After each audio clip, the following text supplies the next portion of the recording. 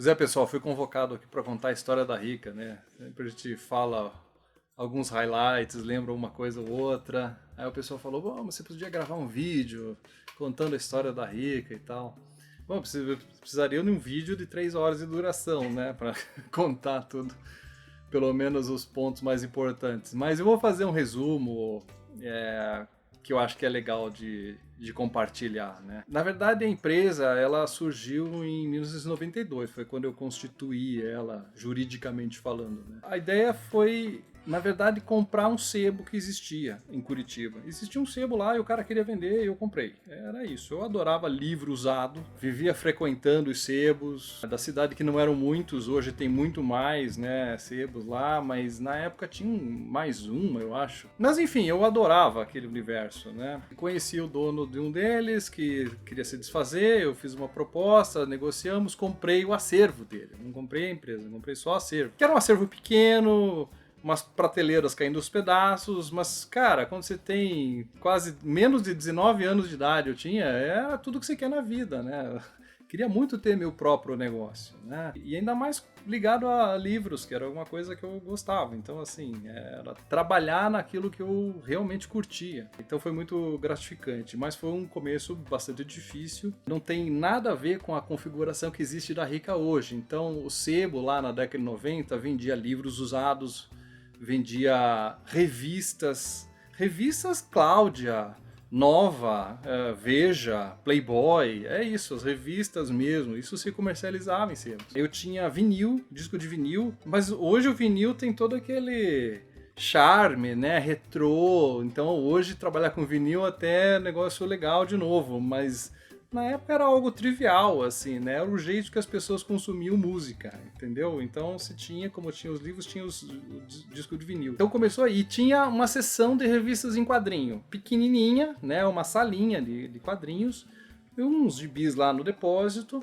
E eu, quando eu comecei, não entendia nada daquilo. Não sabia como é que funcionava esse universo. E eu fui aprender porque eu queria organizar aquele depósito. Eu achava um absurdo ter um monte de revista em quadrinho lá guardada e uma bagunça, um monte de pilhas para tudo quanto é lado, sem nenhuma ordem. Entrava cliente, eu atendia, o cara falava, eu quero o Homem-Aranha número tal, não conseguia localizar. Outro queria um Almanac Disney, número específico. Eu falei, poxa, mas o pessoal vem procurando coisas específicas aqui. Acho que precisa organizar. E organizar é que me deu essa ideia das coleções, de como que está estruturado isso, né? Quais são as séries, quais as editoras, o que já tinha sido publicado, o que é mais antigo, mais novo, né? Porque você é obrigado a selecionar aquilo. Então foi uma escola enorme para mim trabalhar no depósito. Você não tem ideia como foi legal isso. Nem se compara com o que existe hoje de publicações, né? Quem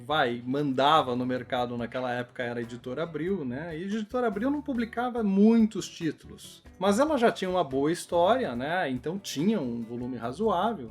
E daí tinha toda a parte de RGE, Block, Ebal, enfim, todas as outras editoras que eram bem significativas. Então foi uma escola interessante. Dali eu montei mudei várias vezes, né? Mudei de local, aluguei um prédio, depois mudei para outro prédio, tive filial, daí resolvi montar uma livraria de livros novos no centro de Curitiba, dentro de um shopping, que foi uma experiência bem legal, mas não tinha mais nada de usado, era só produto novo, só livro novo, uma livraria pequenininha, muito charmosa. A gente promovia rodas de choro lá todos os sábados, então vinham músicos tocar chorinho, era muito divertido, mas dava prejuízo.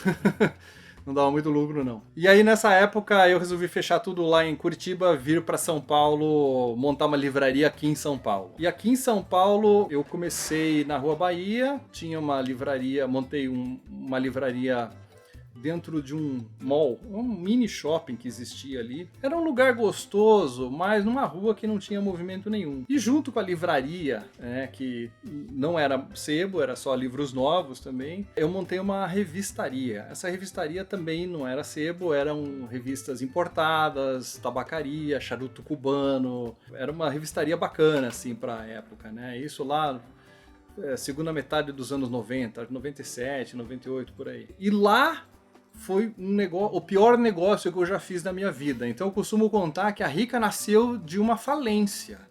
de um negócio mal sucedido.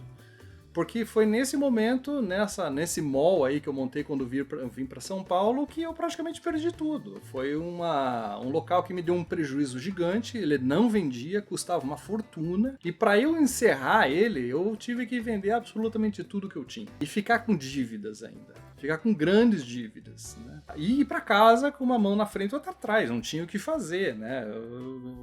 Todo o material que eu tinha precisei vender e ainda assim não consegui pagar todas as contas. O que me restou foram algumas caixas de gibis usados do sebo que eu já tinha fechado, sei lá, 4 ou 5 anos atrás e que eu não tinha conseguido vender de jeito nenhum. Eu lembro que eu cheguei a pôr a 25 centavos aqueles gibis. E não vendeu. Então, para você ter uma ideia do nível de encalhe que era aquilo, né? Era revista que ninguém queria, né? Mas estava começando o movimento para o e-commerce deslanchar de fato aqui no Brasil e no mundo. Então, isso, a gente está falando em 1998, pré-estouro da bolha da internet, né? E, assim, tudo levava a crer que realmente esse modelo de comércio eletrônico transformaria o mundo.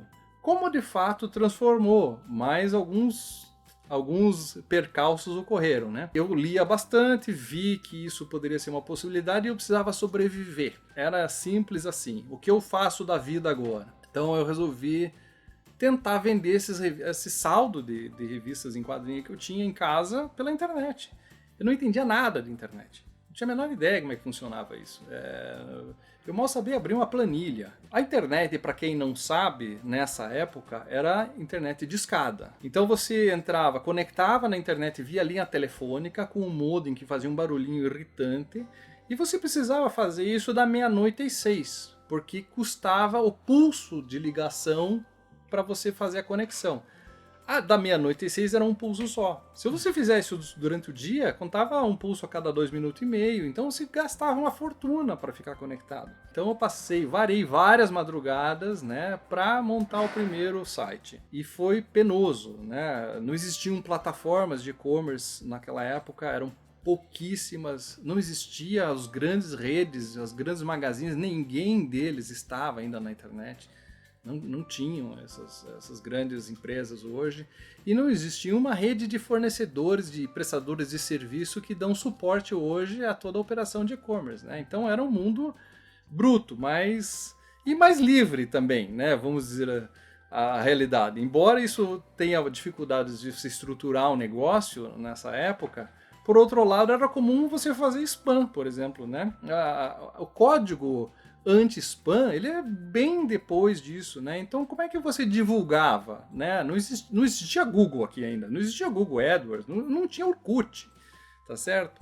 Então você comprava listas de e-mail que circulavam pela internet e comercializava, e não tinha nada de errado com isso, não era ilegal isso. Mas eu comprava as listas de e-mail e disparava e-mail, né? Não caía anti-spam, não tinha filtro, nada, né? Foi assim que eu comecei a vender alguma coisa. E a primeira mês de venda foi lá 99, início de 2000. Não sei, vendi R$30, cara. Era isso. R$30. Eu fiquei feliz da vida, né? Eu falei, bom, vendeu alguma coisa, né? Sei lá, vendeu 4 gibis, né?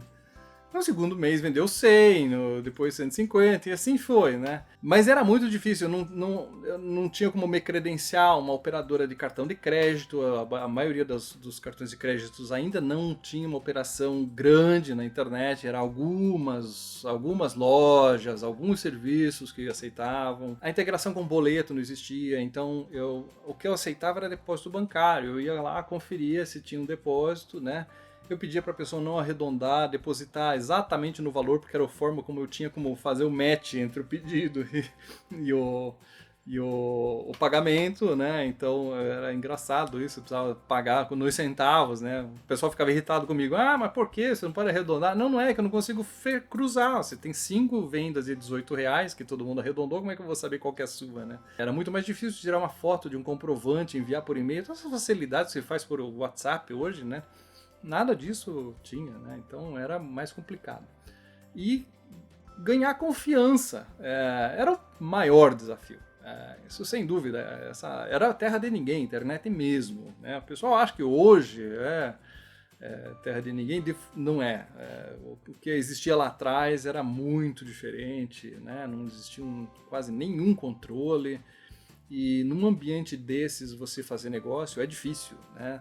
É muito fácil você criar um site falso, vender um serviço falso, receber dinheiro e não entregar nada, e não tinha punição, não tinha toda essa preocupação que existe hoje, né? Com o Procon, com o judiciário, né? Com uma estrutura institucional que existe que oferece um certo controle e também uma segurança para quem compra pela internet, né? Naquela época não tinha nada disso. O que para quem está empreendendo é uma dificuldade, né? Quer dizer, quer empreender de fato, né? Quer fazer um negócio mesmo. Como é que você ganha confiança num ambiente desses? Então, era comum eu falar para a pessoa, ele pergunta, mas vocês existem mesmo, né? Você tem a revista de verdade? Eu ganhei muito cliente falando assim, olha, não faz uma compra grande, compra um gibi. Compra um gibi de R$2. Né? Você vai pagar mais 3 de frete, R$5. Depois que você recebeu o primeiro gibi, né? É mais fácil, você consegue tangibilizar, né, a empresa, você consegue ver que ela existe, que recebeu direitinho, que veio no prazo e tal. Então aí você não arriscou um capital enorme, sabe? Então testa. Né? Então eu fazia uma série de ações assim, testa o nosso site, testa, vê se você gosta, vê se funciona, veja se você recebe, né? Põe à prova, né? E foi assim que eu fui ganhando clientes nessa época. Hoje é tudo muito mais fácil, né? Isso aí durou um bom tempo, o negócio foi crescendo, ganhou uma proporção que já isso tudo aconteceu dentro da minha casa, né? Eu não tinha loja nessa época, loja física, e foi crescendo, foi vendendo mais, eu precisei comprar mais e vender mais e comprar mais, até que chegou uma hora que ficou inviável isso dentro de casa, né? Porque absolutamente todos os quartos estavam tomados de revista em quadrinho, exceto o quarto das minhas filhas. Não cabia mais. Então eu precisava de um depósito para guardar isso e separado do meu ambiente de residencial. Não tinha nenhum cabimento. Aí que surgiu a ideia de montar uma loja física, mas a loja física nunca foi para mim uma prioridade. Eu sempre olhei a prioridade como o comércio eletrônico, né? O canal e-commerce é o DNA da Rica. E aí só revistas em quadrinhos. A gente se especializou nisso, caímos na tentação várias vezes de ampliar outros produtos, não quisemos. Falei não sempre, não. Nosso negócio é quadrinho antigo para colecionador e ponto final. Enfim, é o que chegamos até hoje.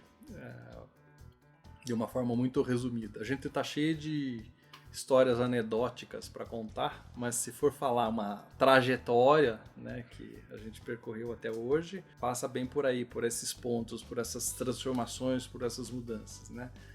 Eu precisei me reinventar várias vezes, né? E a quebra, a falência, ela me ensinou grandes lições, né? Ela me obrigou a inovar. Ela me obrigou a aprender coisas novas. Ela me obrigou a repensar o negócio. Ela me obrigou a aprender e buscar cursos e falar com gente que não era dos meus relacionamentos que já existiam. Eu precisei reconfigurar tudo. Foi um esforço tremendo, mas enfim, estamos aqui agora, né? Colhendo os frutos disso, e eu acho que está sendo super legal, assim. Tanto é que vamos continuar ampliando, né? Então tá tudo correndo bem. O que não significa que a gente não tenha desafios diários para superar, e eu acho que o aprendizado é um negócio que é contínuo, né? Não cessa nunca, mas a consciência da necessidade disso acho que surgiu a partir dessa lição, né? Tomada a duras penas, né? Então não me descuido mais desse aspecto, né? Sempre aprender para não deixar mais uma coisa tão trágica e tão dolorosa acontecer de novo. Beleza? Um abraço, pessoal.